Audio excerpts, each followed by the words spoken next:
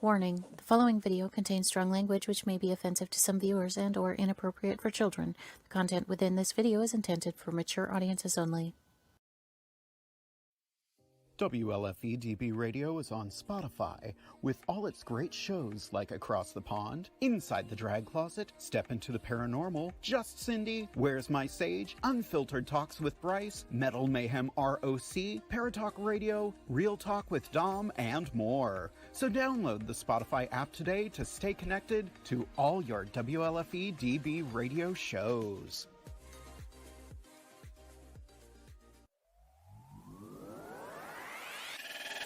Join the guys of Across the Pond as they discuss everything under the sun and answer all of your burning questions. Now, sit back and get ready for some diversity and delightful conversations.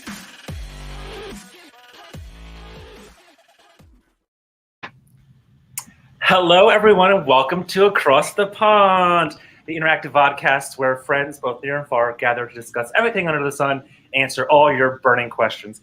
I'm one of your American hosts from Harrisburg, Pennsylvania, Matthew. Oh, no. Brian, you're going to have to go because Brett's on his iPad. Oh, Brett.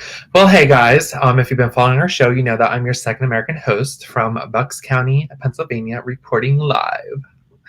Yes. That's queen. And speaking of Pennsylvania, I don't know who else is watching so far from Pennsylvania, but girl, we is in for some snow. Oh, baby child, we's going to be covered in 22 inches, honey, of the white stuff. Literally. Oh, Brett's back. Are you ready for me? Hi. Oh, hey, girl. Welcome back. Hi, everyone. My name's Brett, and I'm your British host. Facebook, YouTube, and everyone doesn't like me. They censor what I say. I think it's because you're back on your iPad. Because my laptop doesn't work. Throw it out the window. It's a work laptop, so I probably shouldn't. Oh, whoopsies. My bad. That's probably why. To be fair, that's probably why it's not working. Okay. Well, I'm so excited for today's episode. Oh my God, we have a lot of viewers already and comments coming in. One of my good drag sisters, Catherine Delanote, says, "Hello, darlings." Hello. Hello. Hey. Liz Clayton Brown's watching. Hello, my loves. Hey, Liz. Hi, Liz. It's here. Ted's watching. Hello, boys. Hi, Ted. Hi, Ted. And of course, the biggest slut ever watching, Cody Hurst. Hey, bitches. Hey, Cody. Cody. You little You bitch. You bet. So, I'm excited for this week's episode. So this week we're talking about entertainers. So 3 of the 4 of us, sorry, Brett, 3 of the 4 of us are entertainers, and we all entertain in a different way.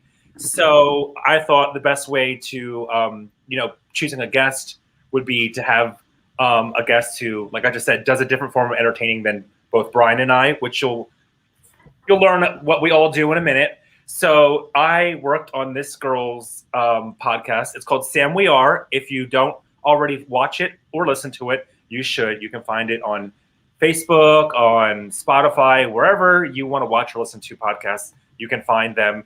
And they're both amazing. The other girl's name is Sam as well, and I went to high school with her. But this week, she'll be on our show later, but this week we have the other Sam. She is vegan as well. She is Jewish, and she is, well, we'll let her tell you what entertainment she does. So let's welcome to the show from Philadelphia, Sam Cap. Yes. Hey, girl. Hi, thank you so much for having me. We're so happy to have you on the show. Yes, so excited. Yes. I'm excited to be here. Yes. So, we were talking about this before the show started, but Brian, you were saying, I know from getting into our topic of entertaining, I know that you told me that you were doing acting classes in New York City before everything, obviously before Miss Rona came around and ruined the party. Yeah. But I heard you brought up that you were doing some acting classes in Philly too. Where was that at? Yeah, so way before when I started getting into acting, I met some really awesome friends, going to this theater. But I can't, so it's a really long story, but I'll make it short. So, long story short, I met this awesome lady at a club in New Hope, Pennsylvania called Havana's, and her name was Janice. And she, I reached out to her. I'm like, oh my God. She was like, I like danced with her the whole night. She was like this older woman, fabulous. And she's like, oh my God. She's like, you got to hit me up, da da da. Well, on Facebook, I posted something about acting, and she's like, oh my God. She's like, I do acting as well. I'm like, oh my God, I love that. She's like, you need to check out this theater in Philadelphia. I'm like, I'm there. So she invited me to this opening premiere for some movie. I cannot remember because it was so long ago. But she's like, listen, I'm going to be at this opening. You can be my date. Let me know if you're interested. So I'm like, girl, I is interested. So after the premiere, we were all going back to the theater, and I had to have a monologue like prepared and everything because the teacher, he expects you to be prepared as in any entertainment and aspect of the industry. You always have to be prepared.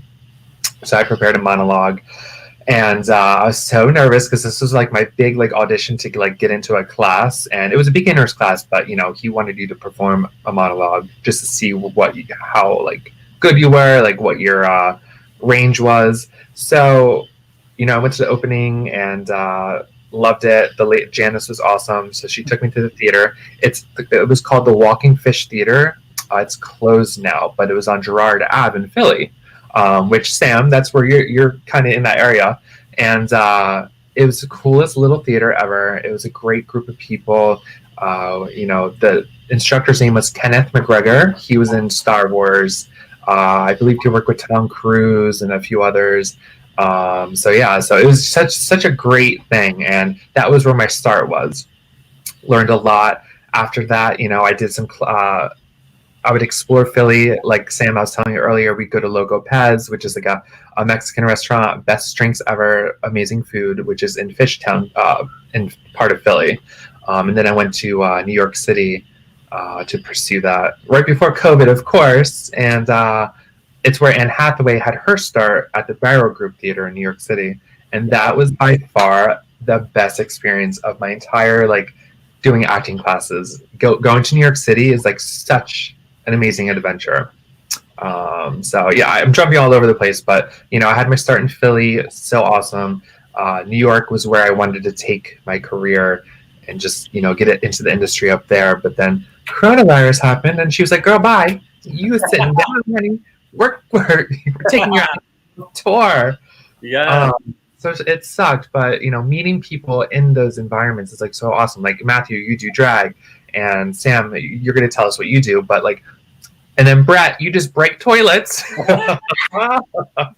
Don't bring it up. We're not gonna talk a lot of time and effort and talent to prepare myself and get myself into that sort of mind frame of being that drunk to do it. Okay, it's a lot of effort and money. That's a talent, honey. But just like meeting those people in that environment was like so life changing. Like I remember I met in my New York City class, like I met this girl. She did the design plans for the Empire State Building. Like that was crazy to me. I'm like, holy shit. What? I'm like, damn girl. So it was just cool, like meeting so much diverse people, and that's why I love acting. Like you meet so many walks of life. And I've met nothing but great, amazing people. And a lot of them I still keep in contact with. It's a shame that we're going through this whole COVID thing because I want to be there in person. The Barrow Group Theater offered to do like classes almost like this, similar, like with Zoom. I was like, I couldn't do it just because of the environment I'm in at home. There's just too much going on. So, I put it on pause for now, but I'm working on other great things. But yeah. That's my little story with that. So yes, I absolutely love that. Oh my god! So entertainment. So you told us, talking about entertaining, that you do your acting. So now I want to put the spotlight on our guest this week, and I want to know. Like I already know, you'll share this with the audience in a minute. I know what you do for your form of entertaining. But I want to know, after you share with the audience, like how, because it's something I always ask everybody. Like I've asked you this, Brian, as well before. Like because being an entertainer myself, if someone's entertaining, whether they're doing the same thing as me or something different, I want to know how and why you got into that form of entertainment. So, this floor is yours, Sam. Oh, wonderful. Well, this is anyone who does what I do, this is their favorite thing, is to have just 5 minutes to talk about themselves. If you couldn't tell by that, I am a stand-up comedian. I also am a show producer, comedy show producer. I'm a podcaster. As Matthew said, he was on my show before as Scarlett, which was such a lovely guest to have. I'm such a drag queen fan. And I also work with Off Mic Comedy School, which is a virtual comedy school that was founded during the pandemic that has just grown immensely in the past 7 months since we began in the summer. So how did I get into stand-up comedy? It is something I've always wanted to do, but I have like a legit horrible fear of public speaking. I like, even right now, my little heart is racing. My hands are shaking. I'm like, I can feel my breath. My mouth is so dry. We all good here, girl. We chill. It's a thing. I can be sitting in my room like as comfortable as can be, and I still get this like nervous energy. So I always wanted to do comedy and stand-up comedy, but I just thought I'd never be able to do it because I get like horrible panic attacks thinking about doing live public speaking. So I went through this really bad breakup a few years ago. Horrible relationship, super toxic. I got out of that, and as soon as I did, I was in this place of, what am I now going to do with my life, And I always joked, if I go through a bad breakup, I'll start doing stand-up, but I didn't think I would. And then I think it was 2 days after I went through that breakup, I left my ex-boyfriend. A friend of mine was graduating from a sketch comedy class, and she was having her graduation show here in Philadelphia at Good Comedy Theater. She's a good friend of mine. We go back way to high school. So I promised her I was going to go. And even though I had just gone through this breakup 2 days prior, I was like, I got you, girl. I am coming to this show. So I came to this show, and then I realized, holy crap, you can do stand-up comedy classes. You can do sketch comedy. You can do acting classes. Like, my brain just didn't even realize that existed. And I realized in that moment that I'd be able to actually sort of learn the craft a little bit before just going out to a bar and trying it at an open mic, which is still the most terrifying thing. I could not imagine. I guess it's because you don't know anyone there, and it's a complete audience that you don't sort of know what the audience are like if it's open mic, because it's just random people. At least if you go to a bar that does a sort of each week you do a show, you get to know the audience. Whereas open mic, it's like you don't know what the audience there hey girl into and all that, and it's just like, shit, what am I gonna do? But then in a way, I find from watching sort of open mic nights on, I love it when people the ones who sort of do them quite often, and they're able to think, right, okay, I see this person, right, okay, get them involved in a joke, and then so that's why I quite like it, because a lot in open mic nights you don't really. Whereas when when you see comedy shows, for example, off the top of my head, Bianca Del Rio did one where this guy said something and she probably cussed him out and made a massive joke about him. I love that when you get the audience involved, almost not insulting maybe, but maybe making them part of the joke in a way that's not abusive or rude, but funny. I like that, and I think. Yes. Yeah. I love that you brought that up, Brett, because there's such a stigma with comedians that in order to do, we call that crowd work.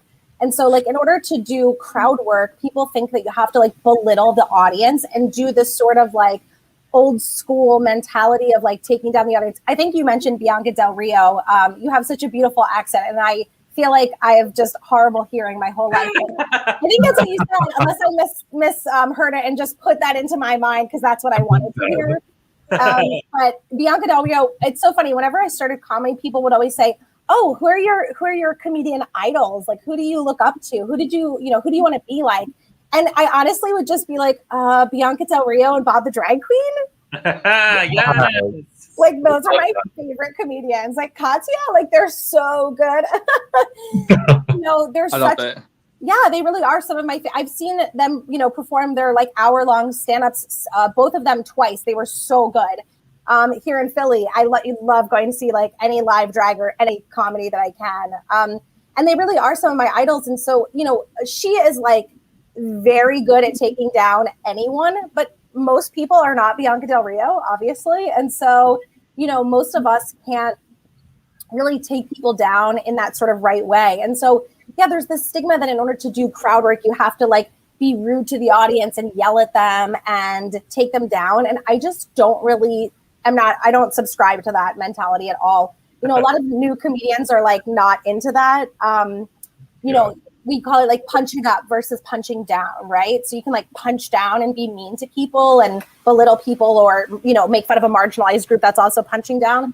Or you can punch up and like elevate your jokes and not do any of those things that I just said. And and we in the comedy school that I work with, Off My Comedy School, we have a crowd work class that's taught by this hilarious comedian, Dan Vetrano, who teaches exactly that, like how to deal with that nuance of talking to an audience, but not being rude to them. And maybe they are being loud and talking, and you do need to kind of get them to settle down, but you don't want to just scream at them or yell at them or make fun of them. And so there are ways to like talk to an audience that isn't rude, where you're like, still kind of doing this customer service thing with them and then able to continue doing your set that you've worked really hard on. Yeah. And I think the difference between like, you were just talking about obviously I don't know these terms, but like when you brought up and explained them, thank you, like with the punching up and the down thing, I think the difference between like, for example, someone like maybe you who's on stage addressing audience versus me or any drag, you brought up Bianca and people like that, any drag queen really, I think it's the fact of like drag queens are used to, shade and reading and library and all those things are part of like how we function and how we interact with each other and like people outside of the drag community, but there's like that fine line of like, people are going to expect, if you're a drag queen on stage hosting something, they're going to expect for you to throw a few shady comments out in the audience or like, pick on an audience member or whatever. But like, it's that line of like doing it and doing it right. And that's where like some people like flop.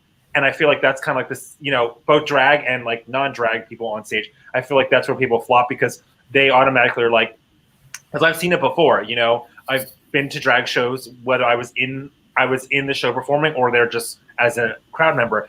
And, the queen came out, king, whoever it was hosting or on the mic came out and was like, oh, you could tell they had a mentality, oh, I'm just going to come out and read the audience. Library's open. I'm going to throw shade at every single audience member. But they didn't do it the right way. So that just came across as insulting. And it's kind of like watching a roast. Like if you have to like make the jokes, you have to make the jokes funny and make them come across as playful, because if not, then it just comes across as you're being mean. Yeah. So yeah. Yeah, that's such a good way to put it. It's honestly exactly how it is. You just have to do it with a level of like mindfulness that the people in the audience, like you can read a drag queen and they'll read you back. Yeah. You can read a comedian and they'll read you back. But an audience member, people who paid to be at your show, are not maybe people that you want to necessarily read to filth, right? Yeah. Like maybe in a playful way. Yeah. Yeah. I think it's like, hey, guys down there, fuck you. I'm just kidding. I think in a playful way, it's good, and they almost I feel like enjoy it when you sort of do it in a playful way. But when you do it to insult, it's a bit like, I don't like that. I think if you do it in a playful way, and a way that, especially let's say if you do the show regularly, and you sort of have got to know that person a little bit, you've seen it, and I can go a little bit cheekier with them. I think that's okay if they can handle it, and but I feel like you can't just do a random person, because you don't sort of something that you think might be acceptable to them actually it's quite insulting, and so I guess that's a lot to think about as well before, as a comedian or a drag queen or whatever. It's quite a lot of things. And also you've got to do it on a moment as well. So you've got to do it really quick. think of an insult, and you Yeah, also think, we're right, is that gonna- acceptable? Is that not acceptable? And then deliver it Yeah.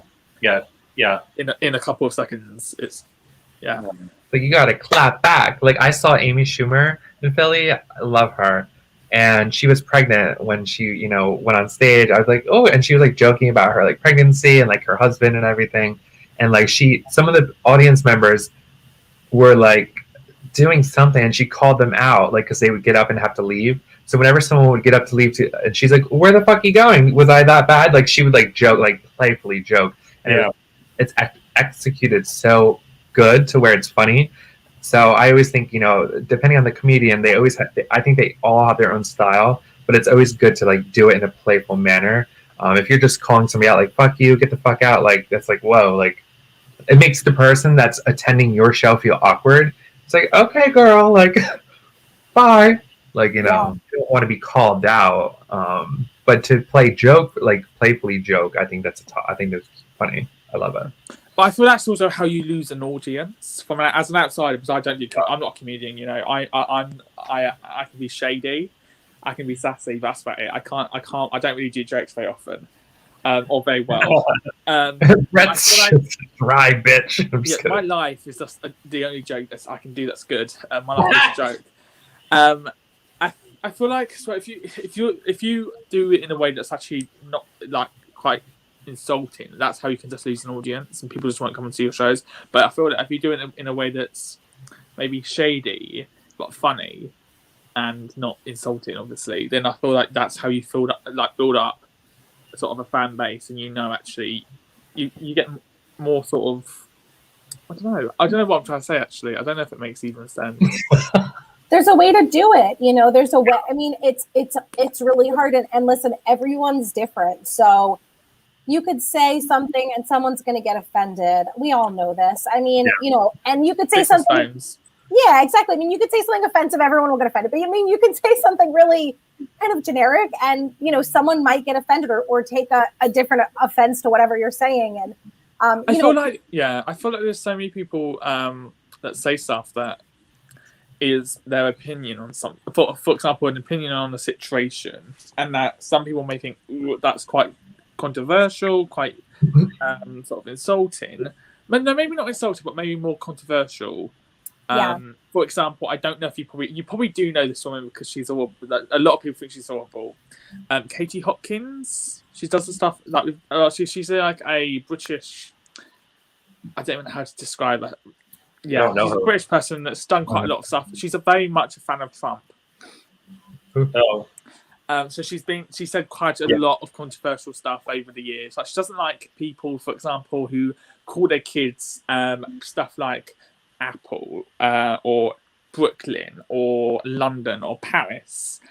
But she gave an interview over here, and she was like, "Oh," and the interviewer was like, "But you called your child India?" Jesus. So that did make me laugh though, because I was like, she doesn't like people calling, for example, like Apple, like Chris Martin and Gwyneth Paltrow, or Brooklyn at Beckham's, but it's fine for her to call her child India. So that's one of the things she said. But she says quite a lot of stuff around sort of. She's just horrible. She's horrible, to be fair. She's just like, yeah, she's not a very nice person. And I feel like what she does, she doesn't do it quite in a way. She wants a reaction. She doesn't do it quite in a way that's. Whereas I think there's a lot of comedians who also do it, their sort of comedy in a similar-ish way. Whereas what we're saying is that when you do comedy, it's fine to do those little bits and bobs, but not to do it in a way they're doing it. But I feel like a lot, especially American comedy, I've seen quite a lot over the years that have done stuff that's been insulting. For example, who's a comedian? Something Griffin, I think it is, who did the Trump head. Kathy Griffin. Oh my God, I love her. Yeah, but then I feel there's certain stuff that I think she's done. For example, the Trump head that is quite insulting, and then so I think that is understandable why she had quite a reaction from her fans, even her fans and the public. Like she didn't execute her joke well, maybe, or something. But then I think she's not about even executing it. I think it is the joke. She didn't think through the joke before she did it. Yeah. And I think that's why it's so important when you do comedy, is you think about what you're saying. because actually what you're saying can have a huge impact on, because you could say a joke that you think is acceptable has a complete and utter sort of different reaction. So I couldn't do jokes. That's why I don't do it, because I'm like, knowing me, I'll say something incorrect and not even realise. Okay, the group chat. Yeah. I'm just kidding. Yeah. I mean, comedy can go all over the place. Like, you have your dark humor. I'm a person that stems from like humor. Like, if you've ever seen the movie Scary Movie, like I love that type of humor. That's my shit. Like, Cindy, the TV's leaking, girl. Oh, like I just love. I love stupid comedy. Like, that's like a genre, and I'm obsessed with stupid comedy. Like, stupid comedy horror movies is my like favorite. You know, I also like dirty humor. I love dirty humor when it's like, I don't know, it's talking about sex. Like dirty humor. I love that. I never find it funny. Like, it's hard to make me laugh. Like, for someone to make me laugh is like, you know, I always love when someone can make me laugh, because it's hard. Like, I feel like it's hard. But like stupid comedy and hard, like, you know, what was the other one? I just had it. Dark humor. I love dark humor. I think it's just dark humor. Yeah. A lot of people don't like dark humor, but I'm like, girl, tell me some crazy shit, because I love it. You know, everyone has their own taste of humor, and there's so much different comedy. Like, there's so much different genre. I feel like, Sam, I'm sure you can touch on that. Like, there's just so much different. Like for you, Sam, like, what's your spin on comedy? Like, where do you stand on the stage? Oh my gosh, you were like, when you said that you hate comedy that's about sex, I was like, I don't know. I love it. I love it. I just don't. Brian. Talk about penis, ass, I just don't. Like that. I don't know. No, but that's the thing. That's the thing, Brian. To each their own. It's okay. You don't have to explain why you like a certain type of comedy. There are 8 billion people in this world. We are not all gonna like the same comedian, and so when we try and appeal to like a mass audience, you're not gonna then appeal to anyone. You know, you have to really find your people, and once you know, comedians kind of talk often about like when you're ready to find your voice. You know, like. To find your voice, meaning what are you saying? Where are you coming from? What's your point of view on things? And I think that's hard, especially if you start comedy when you're younger. I started comedy when I was like 28, so not very young, not old, you know, just in the grand scheme of things. You know what I'm saying? Like, if you start comedy when you're 18, 19, you don't really have a lot of life experience, you know, that I had, let's say, by the time I started comedy when I was 28, and I was, you know, had a career that I was, you know, able to be steady in, that I could then do comedy on the side. So I think it's just like a different kind of experience that everyone goes through, but there's different, you're not going to appeal to everyone. You know, you can't try and appeal to every single person. Like, yes, you may not like a sex joke, and that's okay. So like, if I do this, let's say I have 5 minutes on sex jokes. I'm sorry, Brian. And it's hetero sex. So like, the worst. Oh, straight men. I'm just kidding. But you know, yeah. So like, how boring, right? And so, yeah, I mean, like, let's say I do 5 minutes of sex, like that's not going to be your thing. And maybe I'm going to have a whole table that they're like, oh, I don't want to hear this. And that's okay. I can't take that personally, right? I can't go home and be like, that joke didn't work, or I'm never going to do it again, or I'm not funny. You know, you have to just remember that, like, I'm sure you probably experienced this in acting. My mother's an actress, so she's explained this to me a lot. Like, you can do the same show, a comedy show or a play, for 10 different audiences. And let's say it's a comedy play, and like maybe 8 audiences will be like loud laughers, and maybe 2 will be super silent. Yeah. And it's not that like you guys did badly that night, right? You know, it's just that like certain audiences and certain people just aren't. Yeah, certain people just aren't going to buy this. You just have to find out. You have to find what works for you, what you're good at, and what like you're successful at. Like, so like for me, like, you know, taking all this and then like, you know, bringing it to me personally, like being a drag queen, like obviously like when I started out, it was like, I had this mindset of how I thought drag was supposed to be and how it's supposed to go from watching others do it. So I'm like, oh, well, this queen does this and this queen does that. So I'm going to kind of like mirror it and do my drag that way because they're doing it that way, and they're getting like good feedback, stuff like that. But then like as time on, I was like, but I'm doing this and I'm not getting the feedback that they're getting, and 2, I don't like what I'm doing. This isn't working for me. I'm not happy, and it's not successful. So you kind of like mold yourself into like drag. It's different because I'm a character. I'm playing like a different a completely different like person, so to speak. You know, I put all this makeup and hair and outfits on and stuff. I go out there, and whether I'm doing like, you know, whether I'm doing something by Ariana Grande where I'm in like a body bathing suit thingy, or whether I'm like out there, you know, dressed as a fucking glass of milk and I'm doing milkshake. Like, you know, it's different. You know, I do both then because then I can play off it. You know, then whether I'm doing a comedy number or something that's more like sexy or serious, like my drag is very much at the intersections of like sexy and serious and like silly and stupid. I try to do a little bit of both because then you know that like the people who are looking for like the funny drag, when I do numbers like that, they're gonna laugh. And the people who are like, I don't get funny drag, I want like serious pop star drag, then when I do the Ariana Grande, it plays to them. So it plays to the audience. So no matter where I'm at or who I'm entertaining, I can get everybody to like, wow, look at me, and like make the most tips and stuff. But at the same time, everything I'm doing is like, wow, well, I mean, whether I do comedy or something serious, I'm still like up there, every color of the rainbow on an outfit, on my face with my makeup. Like I'm still the bright, colorful, like over the top, obnoxious clown. Like I'm still my personality that I want to be as a drag queen,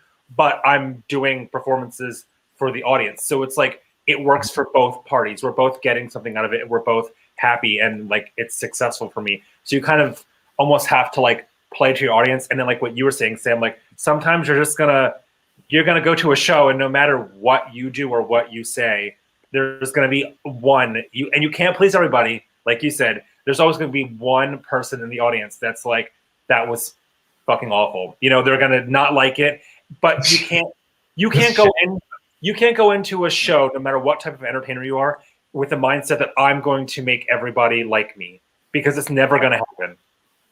Yes. I guess what I find quite interesting that comedians do is like going about that people might not like certain parts is they have such a mixed routine. Like they come on, they have 15 minutes. They'll do a few of the sex jokes. They'll do a few jokes about I don't know about food, for example. A few jokes do about, a few minutes about food, Brad. How did you know? That's so funny. a few jokes around airport experiences. A few things about work. You know, they do sort of like in their sort of routine. A few of those, and it sort of breaks up so that poor old grumpy old farty old Noreen in that corner who is literally hasn't had sex since 1935. You know, doesn't like talking about dicks or vaginas. You know, give it 2 minutes, she'll be happy again because you're talking about jokes about airport experiences that she can sort of relate to. Right. You know, I feel like that's what I quite like. Whereas I don't like it if, for example, if they stick even if I like the topic, when they stay on it for like 20 minutes or the whole thing is around this, I'm like, yeah, I don't like. It's like a comedian who I really like, one that you might know because you won't know the other one. Oh, you might do. Is Chris Lilly, I think his name is, in Australia. Oh my god! Sure. I'll send link because send links, yeah. Summertime High, I think it is. Summertime Heights. He does a character called Jermaine. That's for like ew. I never heard of them. I see. Speaking of comedians, something for me. This is me personally again. Like most of the stuff that I'm saying, like in regards to like entertainment stuff, it's just like my feelings and stuff like that. But I don't know what it is. But I think female comedians are so much more funnier than males. I don't know why. I just think that they're so funny. One of my favorites. I think I don't have her last book, but I have all the other ones. So basically, every book she's ever written. I fucking love Chelsea Handler. She is a bad bitch, and I love her. Yeah. Like something, but again, that goes with like, you know, obviously I also love Bianca, stuff like that. I more so like, and it's because of the drag queen and the shady side of me. I just love insult comics. I just think that they're so good. You know, the ones that are good at it, like the Chelsea Handlers and the Bianca Del Rios, the ones that are good at it. Good insult. They're hilarious. Yeah. But I don't like it when they're rude, like they are insulting you to be rude. I like it when they're not meaning it to be rude. They're just doing it as a joke. I love that. See, my favorite, and this is like a dream. I would love to, like, Sam, I don't know about you, but I would love to be on Saturday Night Live. Like, I would fucking live my life because everybody on Saturday Night Live, I love all their jokes. Like, that's the kind of shit I live for, and I'm like, I need to be there right now so I can contribute some stuff. Like, I just love it so much. I love that kind of comedy. Saturday Night Live is my shit.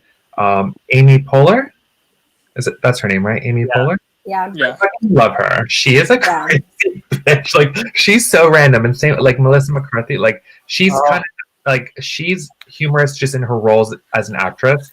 I fucking love her. I just love people that are like, or what's her face from what the hell is it called? From where they sing. Girl, you like the show. It's not Glee. Oh. What she look like? Glee. Rebel Wilson. That's something, yeah. Rebel, I love her. Like, She's just naturally like funny. Yeah. I love that kind of stuff. Like, it's just, I love comedy. Comedy just gets me through the darkest times of my life, and I fucking love it. Yeah, it's so true. I mean, we all have to laugh. It makes us feel better. You know, like on some of my darkest days, I've been able to watch comedy and feel that, like, bring that laughter to my life that I wasn't able to bring to myself, and remember like that there is laughter in the world, and it has really gotten me through some tough places. And so it's one of the reasons why I like to continue, because if it has gotten me through other places, if I can help get someone through something with, you know, a silly little whatever that I do. Yeah. I mean, you know, it does make a big difference. Like, we need laughter in this world, and we need laughter like by people who are representing, besides, like, comedy is a very like white, straight, male driven industry. And so, you know, hearing you all say that you love like women comics is so awesome, because we struggle as women comedians to break through. Sorry, I have these like fruit flies in my house. So if you see me doing this, I'm so sorry. I don't want you to think I'm like losing it. I'm not trying to like be weird, but there's just, I don't want them to go in my mouth. So I'm like, I have two funny stories to tell, because that just reminded me of something. You're driving me nuts. Yeah, I'm sorry. But anyway, you'll see me do that the whole time. But yeah, I mean, we as women really do struggle to break through comedy, and like, you know, like what we talked about at the beginning, like going to an open mic and you don't know anyone, and like you have to go to them and be there for like 5 hours sometimes, like the middle of the weeknight, and like everyone's super drunk. Like, I'm really not a drinker, and so like I'm not a bar person, and so just like the idea of being a single woman at a bar, you know, for hours on end by yourself, it's just like not a good feeling. You know, I don't feel comfortable in that environment, so I'm not going to feel like my best then getting up on stage, spilling my all about my vagina, you know, to this like sea of like predators. You know, it just like I hate it. Like chastity belt is on in full force, honey. So don't you dare. Right, like these are jokes about me having sex, but this is not for any of you disgusting comedians. Although I say that my boyfriend is a comedian, but he's not disgusting. I was watching. Oh no, I was gonna say, like, you know, to comment back on the like female, like women comedians. I feel like I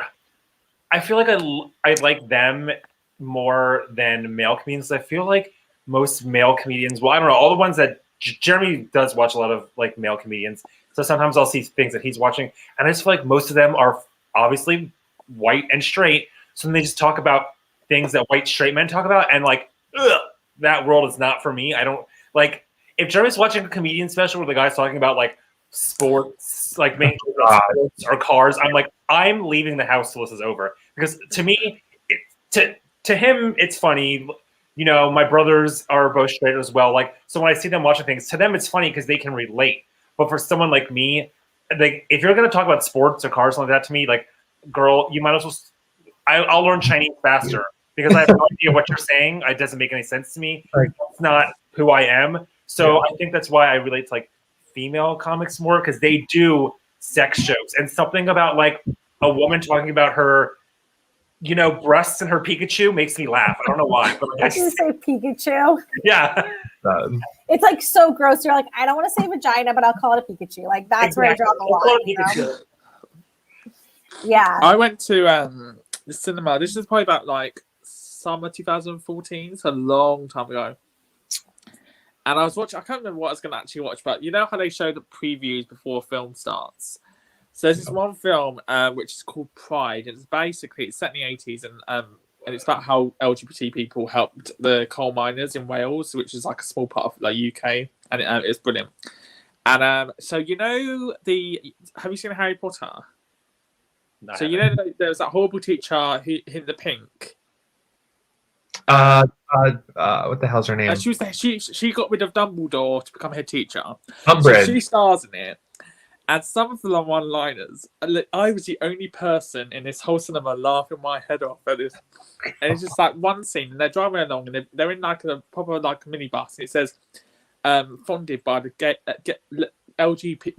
lesbian, and transgender." And it's this guy coming along in his little car, and he spots it, so he winds down his window and says, "Hey, are you a lesbian then?" And she's like, "Ah, yes, we're off to Swansea for a les off." And I'm looking at you. I'm like, I don't do it justice, but I'm looking at you. I literally was crying with laughter at this whole advert, and it just, I was the only person laughing.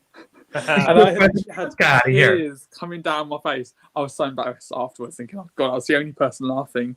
I was like, "Oh fuck it, who cares?" But I was brilliant. I do love a good film.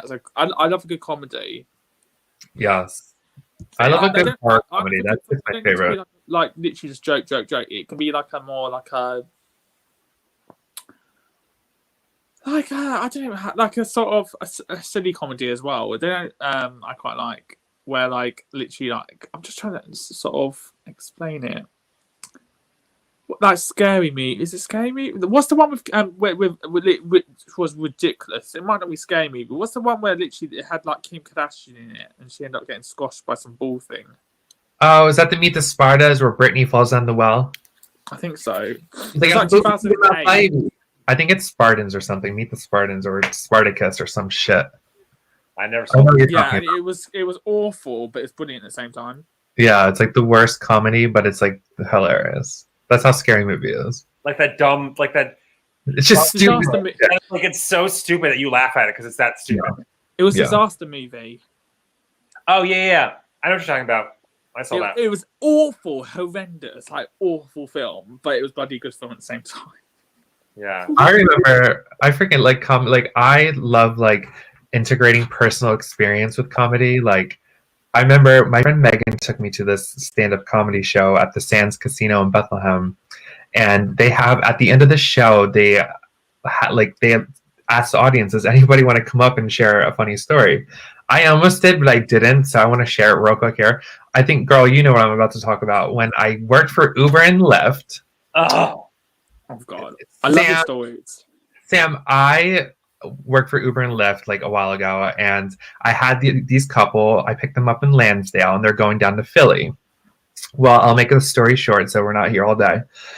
But I picked up this woman and her boyfriend, whatever he was, and you know when you like pull, like you know when you have the hoodie on and you draw the strings. Well, that's how he like got in my car. Like his he only had like a hole like this big. I'm like, oh, hey, like please don't kill me, Mr. Scary Killer. She was just like all peppy. She's like, oh my God, hey, how are you? And mind you, I drove a Mazda 3, like a 2004 Mazda 3. The air conditioning went the year before, and it was February. And it was actually a hot day in February. It was around 60, 65. So I remember being a little hot in the car. I was like, oh, this is going to be so uncomfortable because it was a far drive.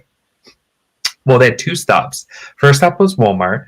Took him to Walmart. The guy waited in the car, and mind you, a Mazda isn't a very big car, and this guy's really tall. So I'm like, oh my God, do you want me to move the seat up for your niece? He's like, no. I'm like, okay, like, girl, you better get you out. Like, I'm like, all right, this is so awkward. Well, it gets worse. So I can't. She gets in the car. And you know, and it's so much traffic because Philly, like going down 611, like not 611, but 309, like into 611. I think they merged together. I don't know right now. But I was going down there. We got into Philly, and to make a long story short, all of a sudden this guy starts getting restless, and they kept the windows up. I'm like, oh, do you want me to roll the windows down? And they said no. So I didn't even roll my window down because I didn't want to be like rude. And I'm like fucking dying here. So this guy's like getting all weird. I'm like, oh God, are they gonna kill me right now? Like, I'm like, I don't want to die. And I smell the smell. I'm like, oh my God. I'm like, did he just fart? So then he rolled the window down a little bit. I'm like, okay. I'm like, it's fine. I didn't know if he was having a panic attack or what.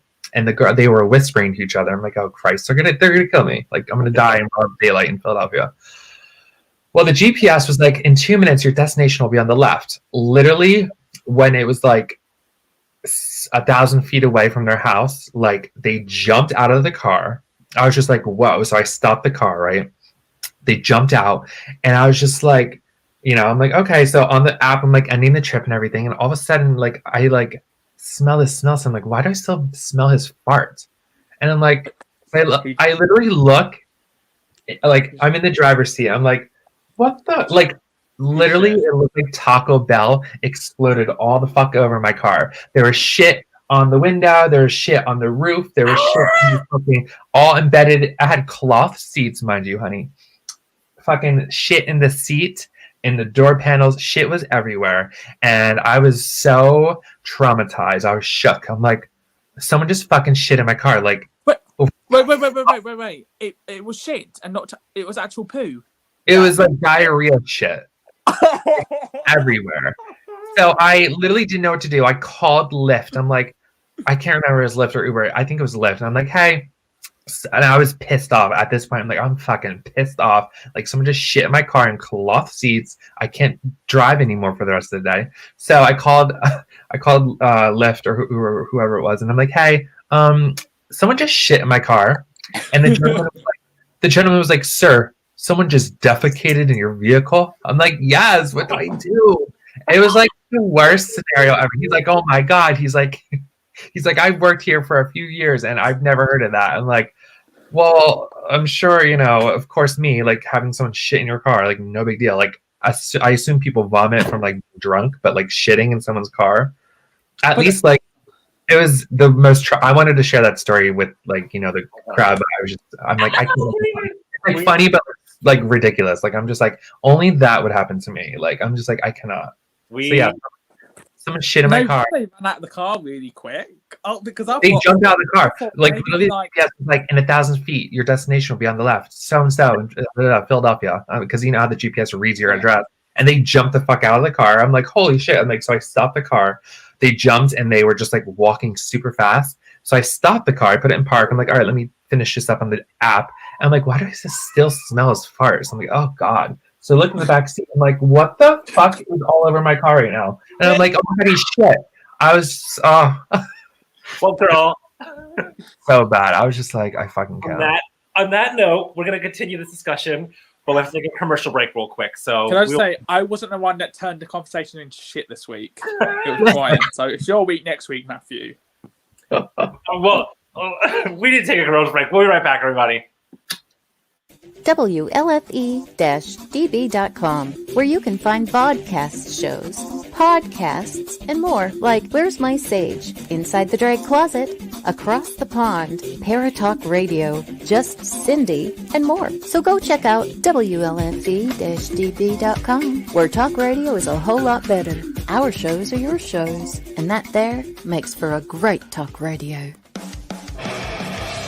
Hey guys and dolls, this is Casey DeVille, the better half of DeVille Inc., Baltimore, Maryland. If you're ever in Baltimore, stop in and see me and Tony. Invisible Brie, 5920 Eastern Avenue, Baltimore, Maryland, 21224. Give us a call if you're in the area at 410-400-9641, or look us up on the web at DeVilleInc.com. DeVille Inc., where we specialize in you.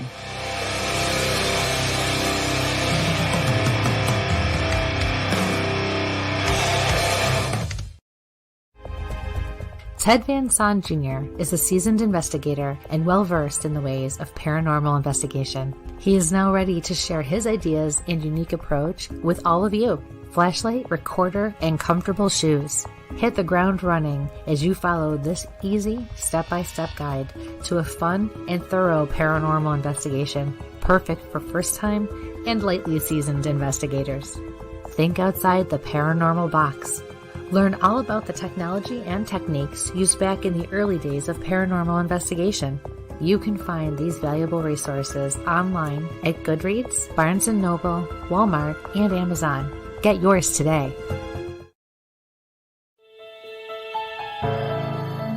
Hi, I'm Jenna Grover. In a world of fashion, we get lost in the cost. Everyone wants that special piece of quality jewelry, but they can't afford it. Not on my watch. I sell handmade quality jewelry for a fraction of the price, and that includes jewelry made of sea glass, natural stone, crystal beads, glass beads, Bigfoot jewelry, and more. If you don't see what you want, email me, because I make custom jewelry too. Check out my website at gbythesea.com. Also, you can email me at jewelry@gbythesea.com.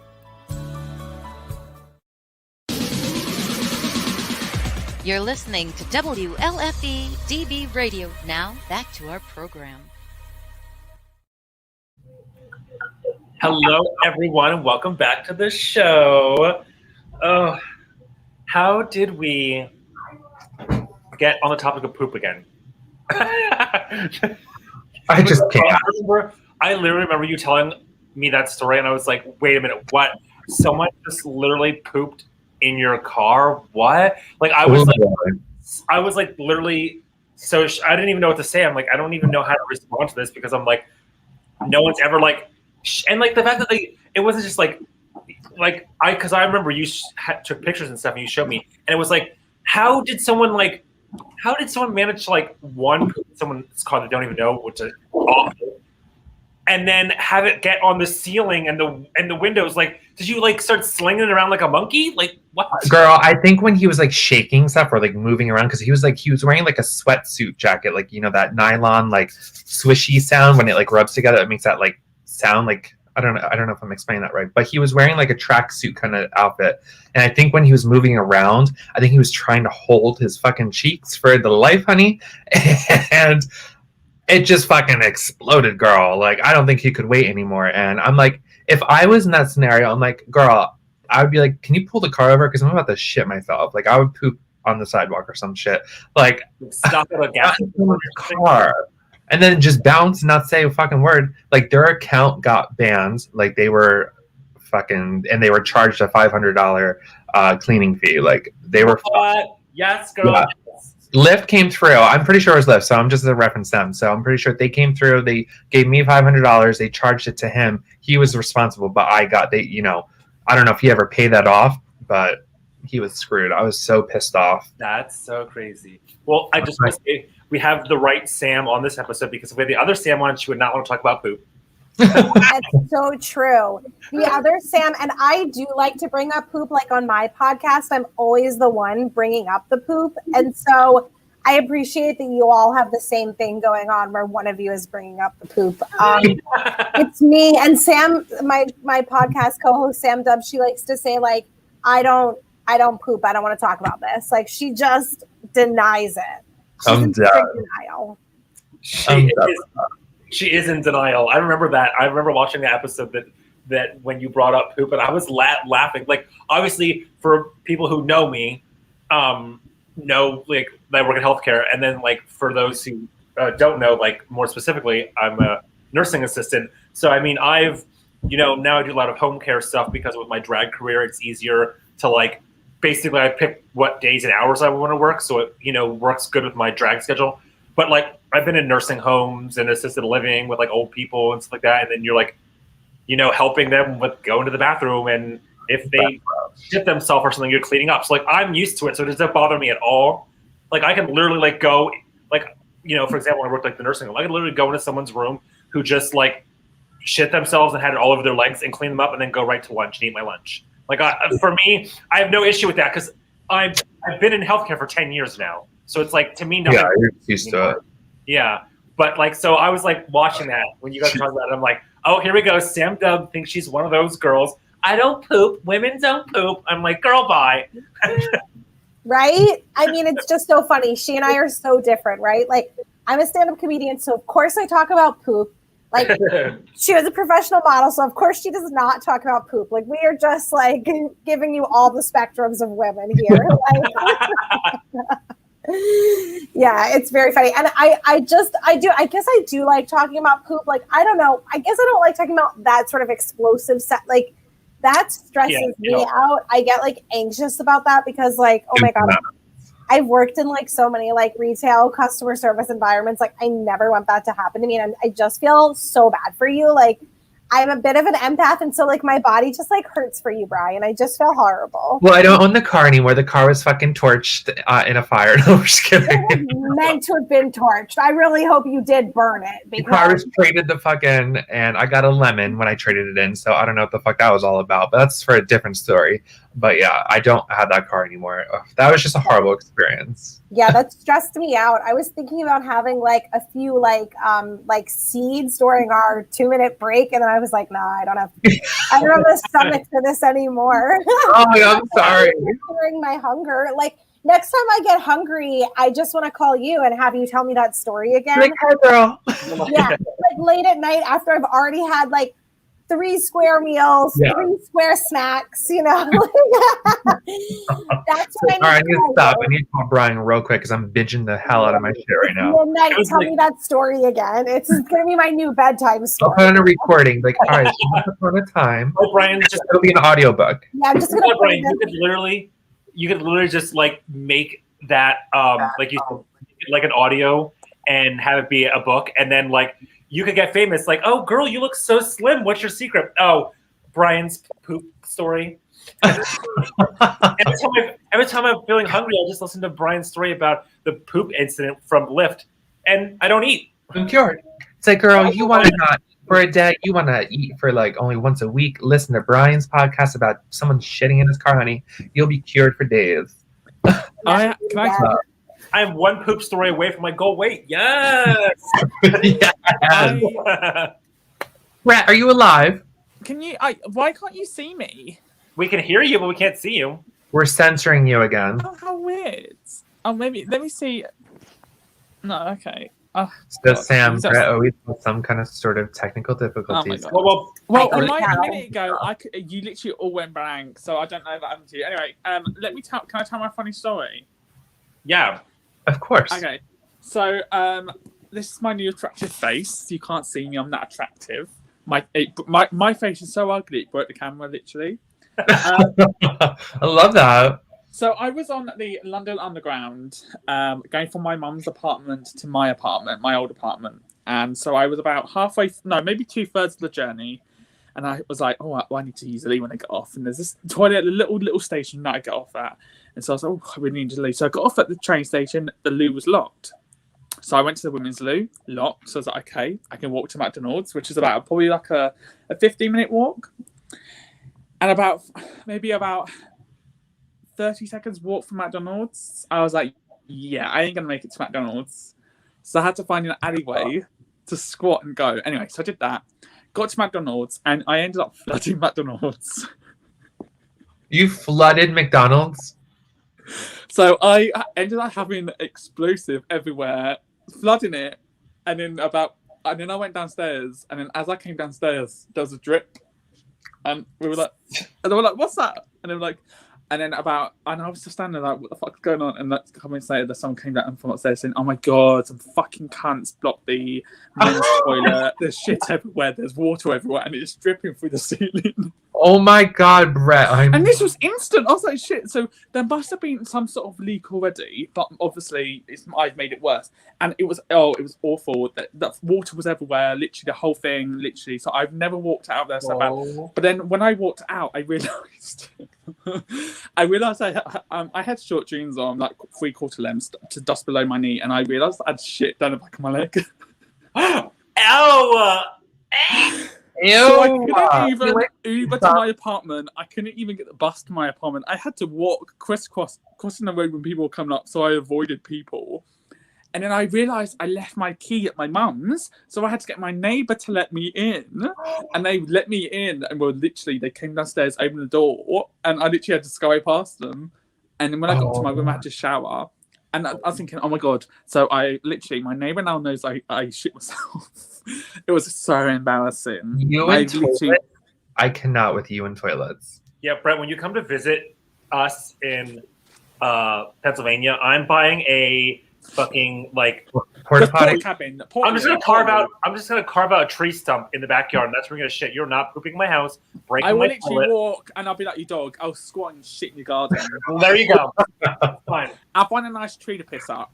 Like, I'm honestly just like worried about Brett's like bodily health, you know, like as a vegan, I just like, are you okay?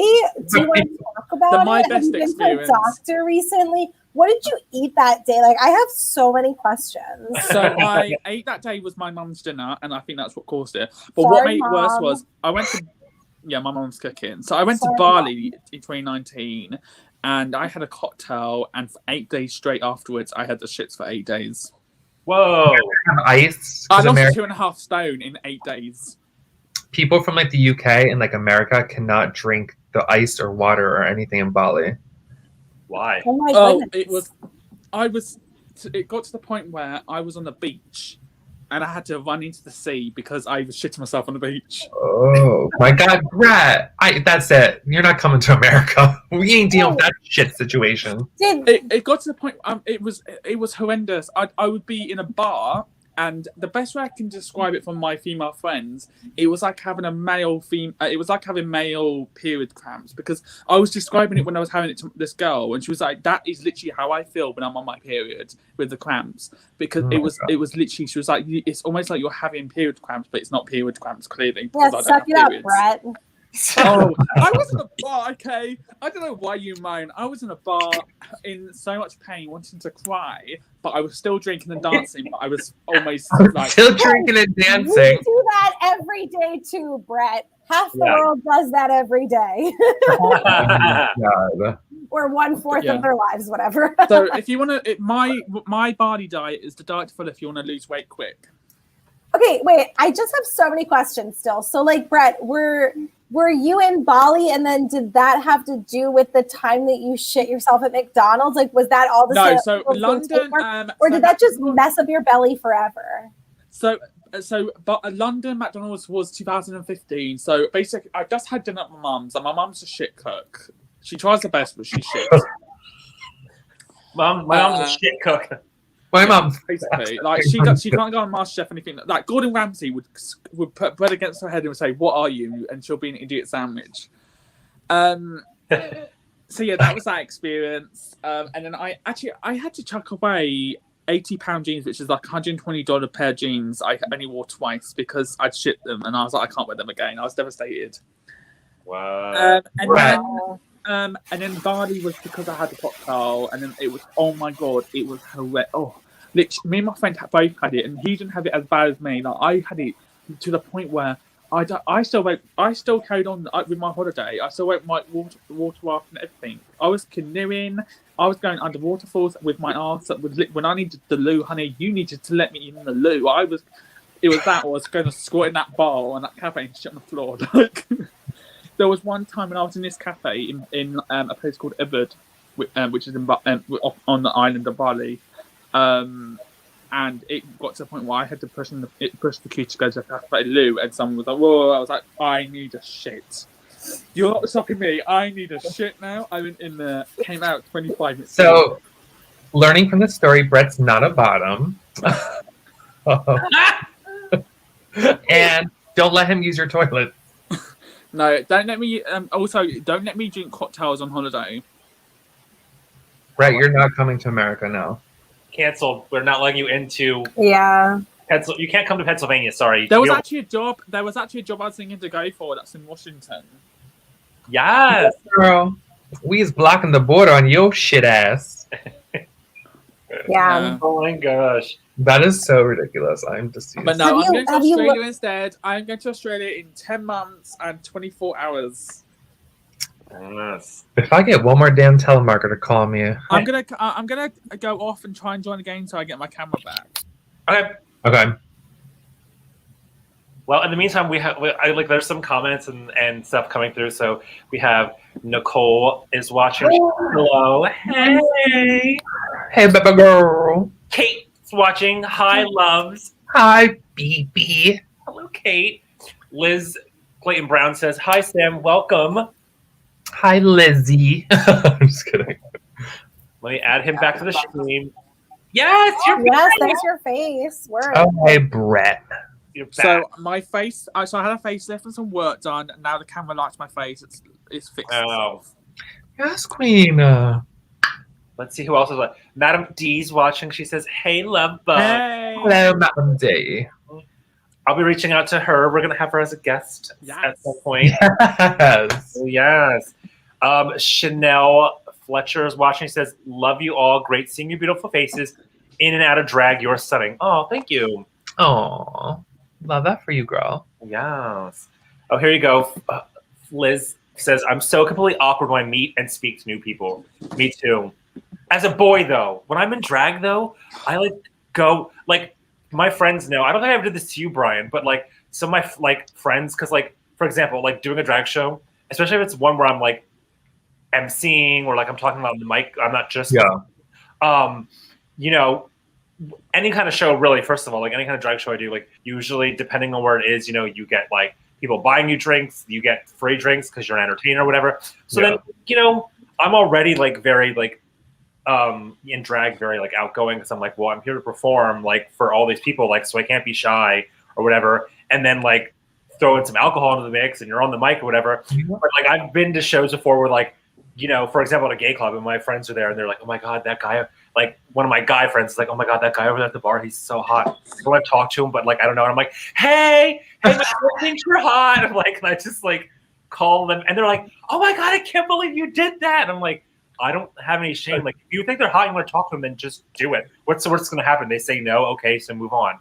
Like, but as a boy, though, I'm not. Like, we were talking earlier before the show about with the snow coming and going to the grocery store, and Jeremy was saying, oh, yeah, I went in there. It was a nightmare. I'm like, yeah, exactly. No, if I had to go in the grocery store as a boy, I would have been ripping people's throats out because I cannot deal with, like, that because I get anxious and, like, that way. Plus, I'm, like, very, like, going anywhere as a boy, I'm just like in like the mind. I'm like, I walk in, I'm like, grab what I need, I'm out, and like I don't even look at anyone, talk to anyone.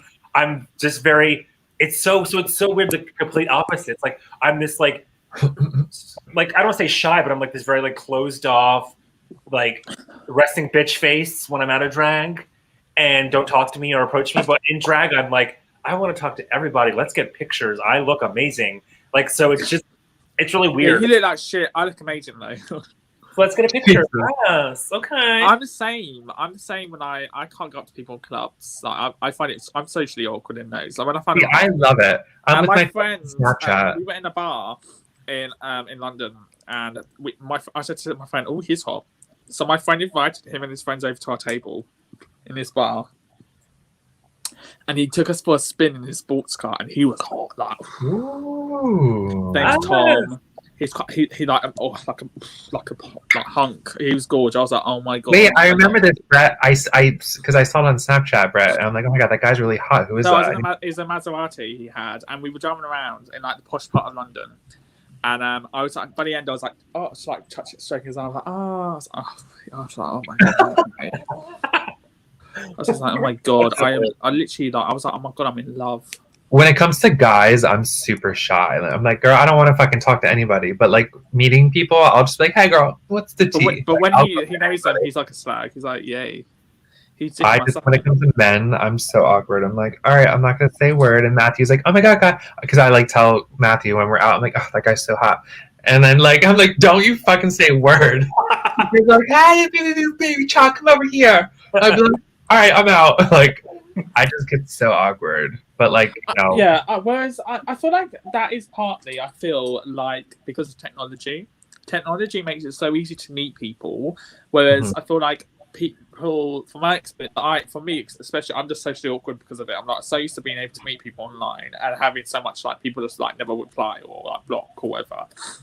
And so I'm used to that. Whereas meeting people in public, unless I'm drunk, if I'm drunk, hey, I have 30, I will chat to anyone really. I will, yeah. The drunker I get when more I'm sober or tipsy, yeah, no. When I'm pissed as a fart, yeah, I'll chat to anyone. Yeah. Oh my gosh. So Debbie's watching. Hey Debbie. Hey Debbie. Debbie, I love you. And she said one of my favorite comedians is Wanda Sykes. What do you think about her, Sam? Love Wanda Sykes. She's awesome. Yeah. Just like such a cool person to watch growing up when she was really doing a lot of things in like 90s, 2000s. She just still does stuff, but she's phenomenal. Love her. She's fabulous. Same. I think she's so funny. Yeah. Oh, I love her. I just had to Google her because I didn't know her name, but I love her. Yeah. She's so funny. Mm-hmm. Oh my gosh. Let's see. Oh, Liz Clayton Brown says, I'm 41 years old. Farts and sharts are hilarious. Yes. Me and Liz, Here if for I it. was straight, Liz, would be like proper like a good match. We love to talk about the same shit. Literally. Oh my god. Oh, Kenny, is this the story of you breaking another toilet, Brett? Actually, no, I feel like this was me literally having so much explosive diarrhea, there was literally nothing left in me. Literally, I lost 2.5 stone in 8 days. I What's that in was 10 pounds? stone. I looked beautiful. Like, this was like kilo wise, Yeah. was like 10 10 pounds. kilos. 10 kilos, I think. In America, we can't translate. We're I like, don't know what So that it's about 10 kilos. I don't know how big a kilo is. We're sitting here What like do you use? What we're do you sitting here like use? we're comedians. Pounds. We use pounds. Oh, so it was like 35 pounds. Jesus. Oh my god. Jesus Christ. Don't you like our reactions now? Whoa. Oh yeah. Oh, Damn, girl. You had. I came back from Bali, started a new job the next day. Literally, I was in the country 14 hours. I was already starting a new job, and I had a meeting with someone who I knew. And she went, "Damn, but you lost weight." I said, "Yeah, 8 days. I lost 2.5 stone." She was like, "Shit."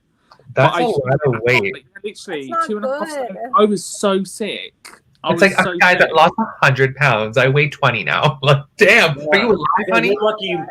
You're lucky you didn't like have any kind of like health issues to any of your organs, or worse, end up in the hospital. Because like with that much diarrhea and weight loss to be fair, I probably should have gone to a hospital. Yeah, girl, because with that much diarrhea and Yes, queen. Yeah, I spent most of it on an island that didn't even have a doctor's surgery, let alone a hospital. There was someone on the island about 3 weeks before who had a heart attack, and they had to get them in a boat to the next island. God. Yeah, I'm not going But this there. was an island that had one moped. No cars, one moped. It was mainly horse and cart. Yeah, that's definitely not good, because especially with diarrhea is bad enough, but then to like have it that for that long and lose that much weight, like you could have seriously died of dehydration. Like, Oh no, because I was just continuously drinking water, okay, good. continuously. But I was peeing and shitting like 40 times a day. Literally, I'd wake up 7 times and then nights use the loo. It was horrendous, but it was good. I came back looking sexy as hell. I was slim. Yes, Literally, girl. I looked gorge. I came literally on the flight. I had this South African military guy flirting with me. I was like, oh. Oh, it's like, I look good, girl. Like, let me go on that diet. So we flew via Dubai. So we got on our flight from Dubai to London. And this was like, we've been flying for hours. I was literally half dead because we've been out partying pretty much the whole holiday. And this South African guy's like, oh, he's cute. Got chatting. I was like, oh my God, marry me. And he was, I was just like, oh, he's so cute. Daddy. And he got off the plane at the end. I was like, oh, I should have got his Instagram. oh my gosh. I cannot, bro. Emily, I need that diet to be hot bitches this summer. So Yes, Emily. Just fly to Bali, have a couple of cocktails, and 8 days of pure shit. Or get a double jaw surgery like I'm doing. We'll be so hot this summer after we have the Brett diet. We'll be so hot. Well, The or Brett dead. diet and a Hot or dead. reconstruction surgery of Ryan. You will be like, as Paris Hilton says, that's hot. That's hot. That's a tapeworm. Yeah, exactly. Yeah, that's a tapeworm and a half. Something's going on. Wait, I think Parasite, boo-boo. I'm dead Oh, yeah. Lynette sounds parasitic, Brett. Yeah, I'm with you on that. Sounds parasitic. Does not sound good, Brett. No. Listen, I would rather I be. think it wasn't going because I was trying to carry on as normal. So I feel like if I'd rested, then it might have gone quicker, like left me quick, like I might recover quicker. You Yeah. think? Yeah, you think if you had Because I- rested while you were I'm not really sick. sick? You think that tapeworm is going to give you a break, girl? That Right, excuse me, tapeworm is tapeworm? country. I'm like, tapeworm, fuck off. I'm carrying on. I'm going water rafting. I went swimming with turtles. I did everything. Were you still but also drinking? shitting at the same time. Did you shit on anybody while you were like doing all these outdoor activities around others? So I hooked up with someone and had to leave early. Ew. Because I needed to learn. What? You definitely got the tapeworm. But it's fine. He was No, just. wait, you don't need to hook up with someone on a holiday when you have a tapeworm and you're shitting your brains out. You can abstain for a minute. Oh no! If she said, I want to be your voice of reason. It was when it started. When I was hooking up with them, that's when it started. Okay. Literally, Listen, Brett. That's why I left. When a comedian is your voice of reason, you need to question your life choices. yeah, literally. No, because that was so I hooked up, and then that night was when I had that first urge, which All was right. to start the 8 days. Oh, so you hooked up I hear before. So I didn't hook up again for like until like the last night. Okay, my last you night was suck, when I felt Brett. better. Huh? I felt better by then. I felt a lot better. Ew, I could. It was a If I cocktail. knew. Because it was a cocktail, but me and my friend had the same cocktail, and our friend had a different cocktail, and they were fine. So it's the cocktail that we shared, because even my friend had it, and he, though to be fair, he didn't have it as bad as me. Do you think it was the ice? Is that what it was, or do you think It was the something ice. else? It was the In ice. Bali, you can't drink like any of the water, including ice. Like if you get a drink, so you do it with ice. be careful. So you have to pick and choose where you do, because Yeah. some of the resorts, for example, use bottled water for ice, but where we went, they used tap water for ice and not bottled water. Oh. Despite us asking, was it bottled water? They said yes. I'm just gonna never go to Bali. I would die. I'd get like West Nile and like the I'm So if water. you're careful what you do, you'll be fine in Bali. Like that was it. Mhm. We're on an island. There's no doctor, and I'm like fucking seasoned No, out. the mainland had a doctor. It was just this small island that was there for like 3 days. I'm just fucking with you. I don't sound smart enough to do that. Americans are not as smart as you brilliant Europeans. Like I cannot navigate Really? these waters. Like I would not survive that. I would be like, get me home. I need a hospital ASAP. What was worse was I then had 25-hour traveling home from Bali, and I was paranoid the whole flight that I was going to get the shits. Oh no. Oh no. But Can you imagine being in a plane having to use the bathroom 24/7? They'd be like, "Get the fuck out of there, girl!" Right. And you can't get off. Imagine if it sank the whole plane out. They would have had to land the plane. Oh Emergency my God. landing. You would do I'm stressed about this. that. Sam's like, "All right, thanks for having me. I'm out of here." Okay, Sam was like, okay, I'm Like, not bye. talking. Literally, Sam is now the other Sam. I know you've turned me into the other Sam. I can't take poop anymore. I'm like, this is too much. Please. I'm like upset for you. I'm like, no, Brett, when that happened, you should have ended your holiday and gone home. And Yeah, Bali is like 24 hours away from where I live. I can't afford to fly home. So I just don't know. Yeah, but also, can you imagine flying home with Darwin? Oh, no, that's a good point. Oh my God, yes. I'd rather stay there because at least I can run into the sea. There's a toilet. I can go to the toilet, and I'm not on a plane with like 500 other people. Okay, that's a great point. No, that's a great point. That's a great point. I'm just like I'm very anxious about all of this. Maybe we should stop talking about poop. You know, Anyway, I don't know. Like, yeah. We did spend 30 minutes on it. Not that I'm talking, but Sam Dubb likes to clock me on my show. She's like, Sam, you've already done 3 minutes about poop today. Like, you've got to end it now. Like, Yeah. she cuts me off. Otherwise, it would just be all poop all day. I'm done. Literally. That's yeah. Oh my gosh. That's so ridiculous. So, see, this is what I was telling you, Sam. We just like got a topic, but then questions. It goes off the rails. And we just like we take a detour through every city before we come back to where we started. So, back to entertaining. I'm done. Question that I would ask. I don't know. I'll ask it to you, Brian. I don't know if it's ever happened to you, but this is a question that I've been asked a lot. More ever since we kind of started the online, like in person. You know, you don't really have a lot of time, like at a show, to like just, you know, like this, like type comments and answer them and stuff like that. But ever since I did like the online thing with my other podcast, Inside the Drag Closet, a question that me and the other queens get a lot is, what is one mishap that you've had when you're performing?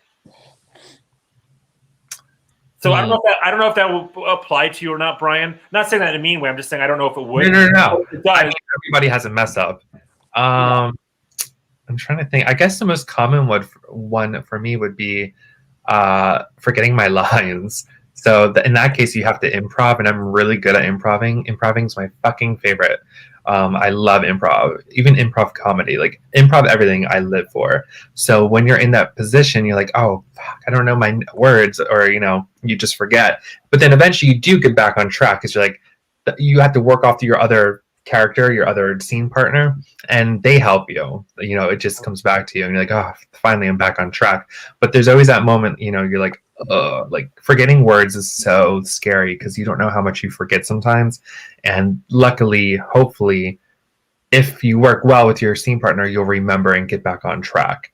That's pretty much the only time I had a miss up, was just forgetting my words in entertainment. Besides, the only other embarrassing moment I had, my mom even told me I was a disgrace. Was in high school, and I did a variety show to High School Musical.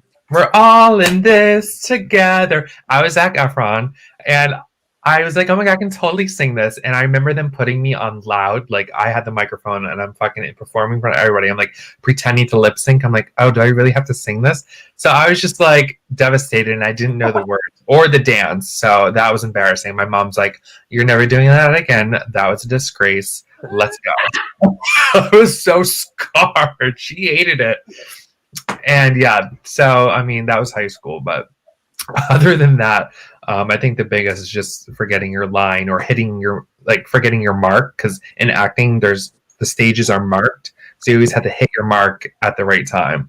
But that's been my experience, is forgetting the words. That's I love that so much. I've seen I can't even. In disgrace. I was so traumatized. I've seen live TV where they've made mistake, and then literally you can just see the actors like internally they're not panicking, and like, oh shit. It's like, and it's just like what now? Like, I just made a really clear error, and I fucked up on live TV with like 5 million people watching. Shit. But then you just gotta laugh it off and be like, oh, my bad, I didn't mean to say that. I meant this. But the example I'm thinking of is the week where they revealed Who Killed His Major character in this major TV program in the UK, and it was a big, like, it had been like she got killed like 10 months earlier, and it was literally the week we were finding. It was like the episode we were about to find out who killed her. Oh shit! And so it wasn't one of that they could have just laughed it off. Like literally, it was like serious like drama. And like literally, and it was horrendous. And I was just like, oh my God, because the character is called Ian, and he's called it Adam in real life. So the woman was like, oh, so anyway, how's Adam? And they were silent for a few seconds, like 5 seconds, and it's like, oh, that's awkward. Yikes, that's cringy. That's cringy. Yeah, for sure. So Sam, any embarrassing stories or mishaps on stage? Oh my gosh, that's a good question. My worst fear is like tripping when I'm walking up on like to a live stage, because I'm very clumsy. It hasn't happened yet. Knock on wood. Knock on some wood. But in like the virtual world, there's a lot of like funny like internet mishaps that of course happen to everyone. Your internet cutting out, whatever. This really funny thing happened to me where I was trying to do this like act out in one of my jokes, and I forgot that I was like whatever, like I have this keyboard that I put here that was new. And so when I went to this act out, my like boobs hit the keyboard and hit the mute button and muted me in the middle of my act out and cut off my punchline. And it was just the worst. Like I just couldn't go back and redo that joke. Like I tried. I was like, okay, I'm going to do it again. But I don't think it had like the same effect had I just been able to get it done smoothly. And I literally was like, come on, you guys, like why would you betray me that way? Like I thought we were friends and we were here together. So that was definitely a weird one that happened just a few months ago. That was in December. Oh my gosh, that's so great. That's so funny. That's like of all the buttons to hit on the keyboard, it hit the mute. Like it could have hit like the space bar or something, like the mute. Right? Like rude, so rude. That was obviously your computer trying to tell you that joke was shit and that you shouldn't. It's one of my best jokes, okay? Listen. That or your computer's like, oh god, this one bloody again. Oh god, it's like, meat. I want to hear this joke now. I'll send you a tip. I can send you a tip. Yeah. Okay. Good. I was gonna. No, I won't do it now. I won't do it now. Oh, I can send you a clip of it. It's yes. You know, it's a bit of a dirty one. I don't know, but but yeah, I can send you a clip of you doing it. But it's different. You know, it's kind of like hard. It's not hard. It's just different. It's different transferring your art from being a live performance to being on virtual. You have to be mindful of things like the internet cutting out, your sound and your audio, your boobs hitting the mute button, like yeah, unexpected things. Yeah, it's definitely something to like get used to for sure. At first, I was like, I remember the first like online drag thing I did when lockdown happened. Like, well, I think it was like April last year. Like, it's been almost a whole year. But anywho, I remember I was like, do I look good? Is the lighting? Can you hear it? Like, and I'm like going through all these things. And I'm like, now what should I do? Like, how do I like, you know, as someone who, you both know, being, in the entertainment business, as someone who works in the entertainment business, it's the audience is it not only your job to please them, but like you interact like off of them. Like, so like walking out on stage, you already are like, oh, I'm ready to do this. And then when the crowd's into it, they're cheering, for me personally, a drag queen, they're giving me their money, they're tipping me, all that together. It's like, yes, I am in it. I am living. And you feel just so good. So the fact that now I'm just by myself in my fucking living room, like on a computer, like, I don't know what to do. This is weird.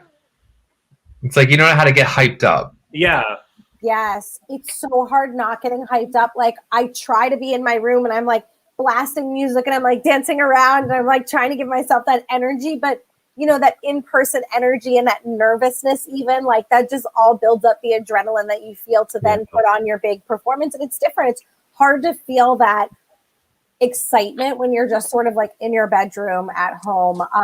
But there's ways to get pumped. Music definitely helps. Dancing around helps, a little spike seltzer sets the mood. Yes.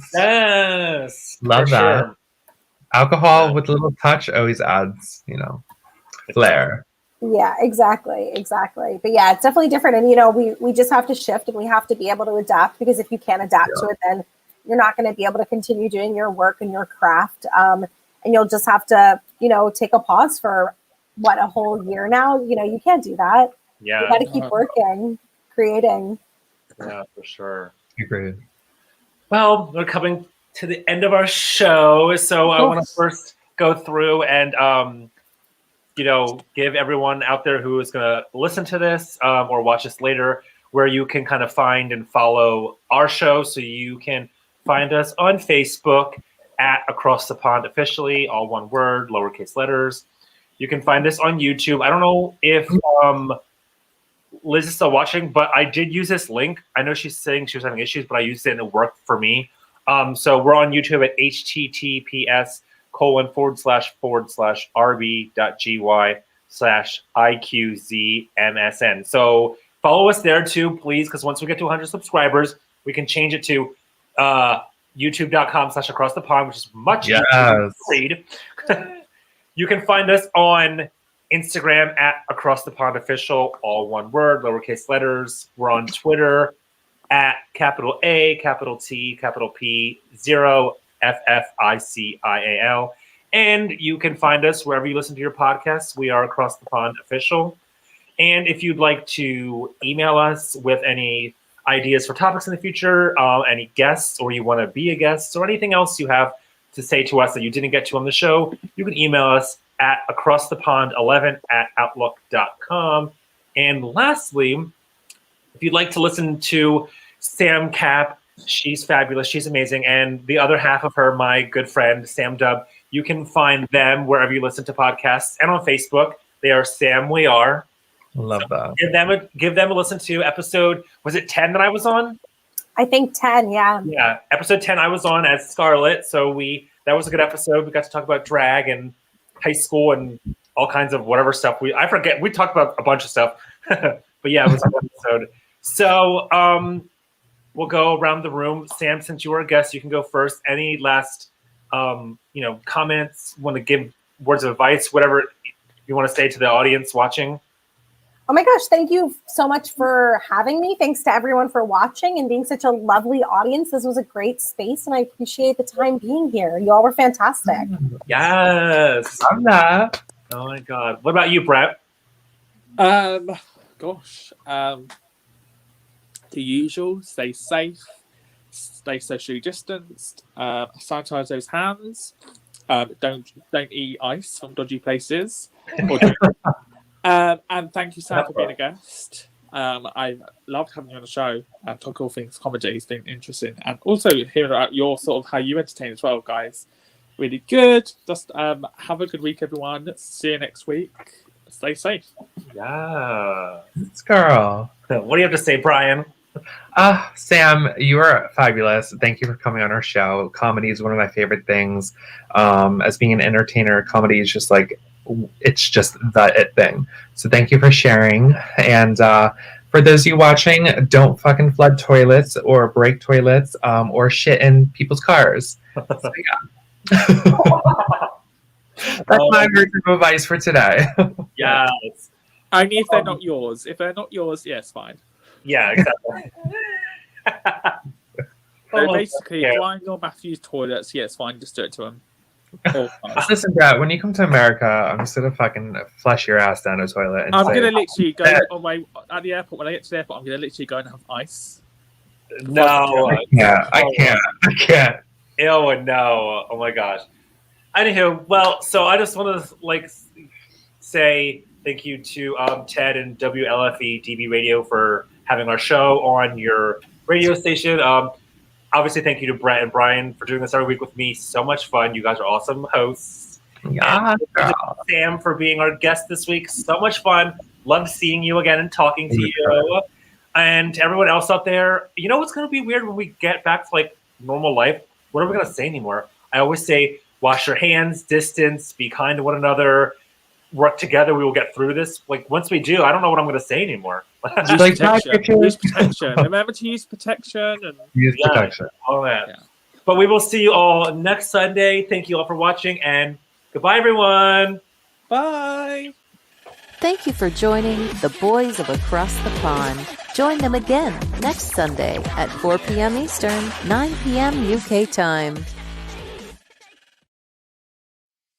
WLFE DB Radio is on Spotify with all its great shows like Across the Pond, Inside the Drag Closet, Step into the Paranormal, Just Cindy, Where's My Sage, Unfiltered Talks with Bryce, Metal Mayhem ROC, Paratalk Radio, Real Talk with Dom, and more. So download the Spotify app today to stay connected to all your WLFE DB Radio shows.